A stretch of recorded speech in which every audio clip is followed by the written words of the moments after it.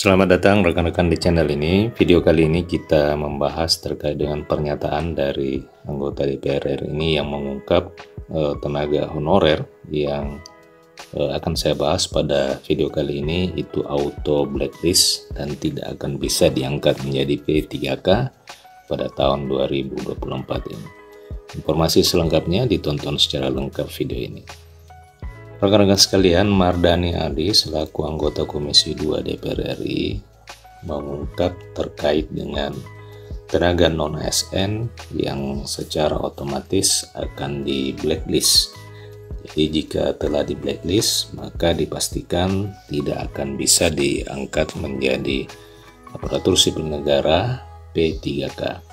Kategori honorer tersebut tidak akan dapat diangkat menjadi P3K atau pegawai pemerintah dengan perjanjian kerja. Pemerintah telah berkomitmen akan menyelesaikan persoalan tenaga honorer di tahun 2024 ini dengan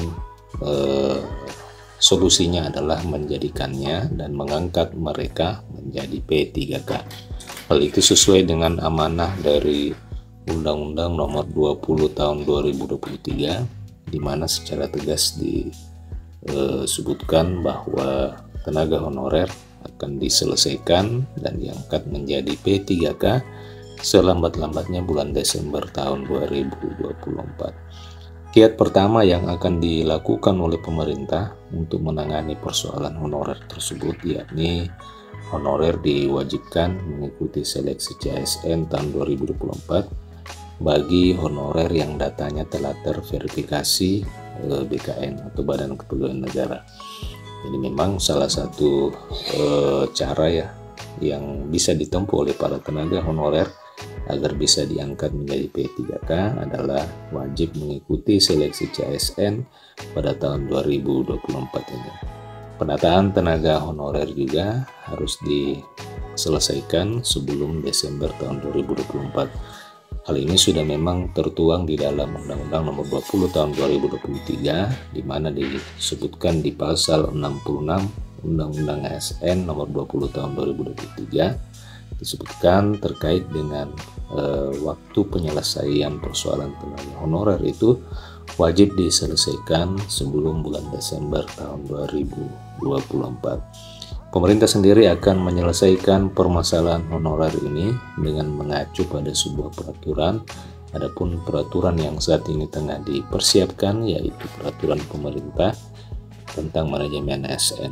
Peraturan pemerintah ini merupakan aturan turunan dari Undang-Undang ASN Nomor 20 Tahun 2023. PP turunan Undang-Undang ASN Nomor 20 Tahun 2023 ini akan menjadi payung hukum di dalam penataan tenaga honorer. Nah, rekan-rekan, dalam sebuah wawancara, Mardhani Ali selaku anggota Komisi 2 DPR RI, komisi yang selama ini menangani persoalan tenaga honorer, mengungkapkan bahwa tenaga honorer ini merupakan pejuang dan harus diberikan kesejahteraan sebagaimana seharusnya. Ia menegaskan bahwa honorer ini adalah pejuang yang memang harus diperjuangkan agar mendapatkan kesejahteraan yang seharusnya. Hal itu diungkapkan seiring dengan pertanyaan dari beberapa rekan-rekan terkait dengan persoalan tenaga honorer di Indonesia sesuai dengan Undang-Undang Nomor 20 Tahun 2023. Oleh sebab itu, Mardhani Ali juga mengungkapkan bahwa terdapat kategori honorer yang memang secara otomatis akan di blacklist dan tidak dapat mengikuti seluruh tahapan seleksi CASN P3K. Kategori honorer tersebut yakni adalah honorer titipan atau honorer bodong. Jadi sesuai dengan kabar yang beredar bahwa terdapat honorer yang bodong alias honorer yang terdata di database BKN namun sebenarnya tidak bekerja pada instansi atau di lapangan. Jadi rekan-rekan sekalian, honorer yang seperti ini memang merugikan para tenaga honorer yang memang mengabdi di lapangan. Secara tegas Mardhani Ali juga mengungkapkan bahwa honorer bodong tersebut tidak layak diangkat menjadi P3K. honorer pengkhianat atau jadi-jadian ini harus dibuang. Itu yang diungkapkan oleh Mardhani Ali. Mardhani Ali juga menyatakan bahwa untuk mengetahui honorer fiktif atau honorer bodong ini dengan secara benar-benar memang sangatlah mudah. Jadi sebenarnya Mardhani Ali juga sudah menyebutkan bahwa sebenarnya untuk memahami honorer fiktif dan honorer bodong dibandingkan dengan honorer yang benar-benar bekerja tidak terlalu sulit. Ia menilai cara mengetahuinya adalah bisa mengecek ke lapangan mana yang honorer asli yang pekerjaannya jelas, hari-harinya jelas, dan mana yang memang tidak pernah datang tapi namanya tercantum. Ini yang akan dibuang dan tidak akan bisa diangkat menjadi P3K pada tahun 2024. Kemenpan RB sendiri bersama BKN serta BPKP ini memang telah melakukan verifikasi dan validasi terkait dengan data tenaga honorer. Audit itu dalam rangka memverifikasi mana honorer yang memang betul-betul mengabdi dan mana honorer yang bodong, supaya honorer yang benar-benar berjuang ini dapat diberikan kesejahteraan dengan memprioritaskan mereka untuk bisa diangkat menjadi P3K. Sementara itu rekan-rekan, 2 tahun diangkat menjadi pegawai pemerintah dengan perjanjian kerja memang tidak serta-merta bisa membawa kesejahteraan, dan ini yang dirasakan oleh sebagian besar para tenaga honorer yang telah diangkat menjadi P3K.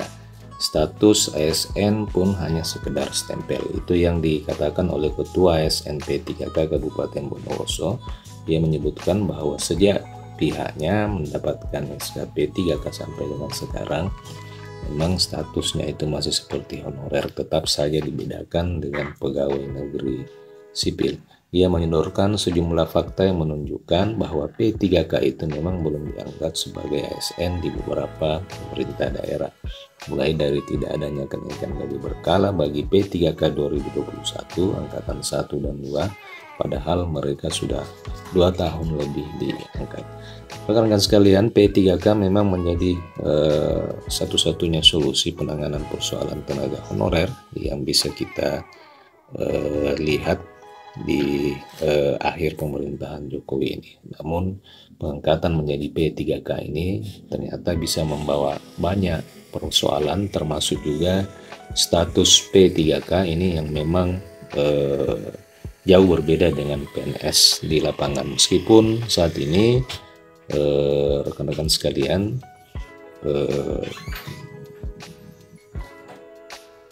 jadi memang rekan-rekan sekalian, saat ini aturan kenaikan gaji berkala memang baru diterbitkan pada awal tahun, di mana memang P3K sudah berhak untuk mendapatkan P3K. Namun untuk di lapangan di beberapa daerah memang ternyata kebijakan pemberian gaji berkala bagi P3K itu memang belum serta-merta dilaksanakan. Ini menjadi persoalan dan dikeluhkan oleh sebagian besar rekan-rekan kita para tenaga honorer yang telah lulus menjadi P3K, khususnya di tahun 2021 angkatan 1 dan 2. Rekan-rekan sekalian, demikian informasi pada video kali ini.